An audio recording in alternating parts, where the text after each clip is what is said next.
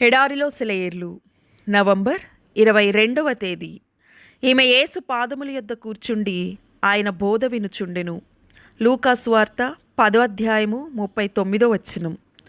మీరు ఎవరైనా ఒక గొప్ప వ్యక్తిని ఆయన పక్కన ఉంచినప్పుడే క్రీస్తు ఎన్నడూ లేనంత గొప్పగా కనిపిస్తాడు. నేను చిత్రాన్ని గీస్తాను అని రాఫెల్ అరిచాడు. నేను నిర్మిస్తాను అని మైకేలాంజే అతిశయపడ్డాడు.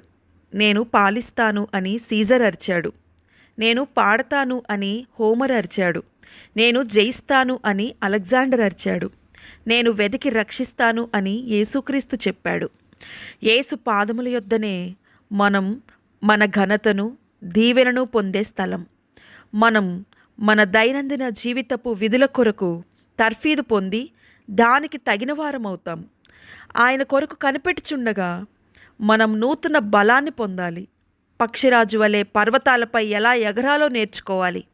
ఇక్కడే మనకు శక్తి అయిన నిజమైన జ్ఞానాన్ని పొందుతాం. ఇక్కడే నిజమైన పనిని ఎలా చేయాలో, దాన్ని చేయడానికి నిజమైన ప్రేరణాత్మక శక్తితో ఎలా బలపొందాలో నేర్చుకుంటాం. ఇక్కడే మనం పనిలోని కష్టాలకు, జీవితపు శ్రమలకు మధ్యలో ఓదార్పును ఎలా పొందాలో నేర్చుకుంటాం.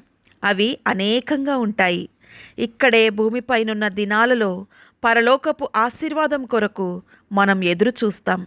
ఎందుకంటే ఆయన పాదాల దగ్గర కూర్చోవడం అనేది వాస్తవానికి పరలోకపు స్థలాల్లో కూర్చోవడం మరియు ఆయన మహిమను చూడడం అంటే ఎప్పటికీ అలసిపోని పని చేయడమే. మనుషులు ప్రార్థన చేస్తే సమస్తం సాధ్యమే. దేవుడు వింటాడు. కానీ దాన్ని ఒకరోజుకే పరిమితం చేస్తే, ఆ సమయంలోనే ఆయన పరలోకం వైపు చూచే వారిని గమనిస్తే, లేదా ఒక స్థలాన్ని నిర్ణయించి, లేదా ఒక పరిస్థితికి పేరు పెట్టి విన్నపాలను ఎప్పుడు, ఎక్కడ, లేదా ఎందుకు మానవులు తీసుకురావాలో తెలిపితే అందరూ ఆయన పాదాల దగ్గరే ఉంటారు. అయితే ఆయన ఏ సమయమందైనా ప్రార్థన వింటాడు గనుక దేని కొరకైనా, ఏ స్థలంలోనైనా, లేదా ఏ ప్రదేశమైనా ప్రార్థించవచ్చు గనుక మనుష్యులు పరలోకపు ఉత్తమ వరాన్ని తక్కువగా భావిస్తారు.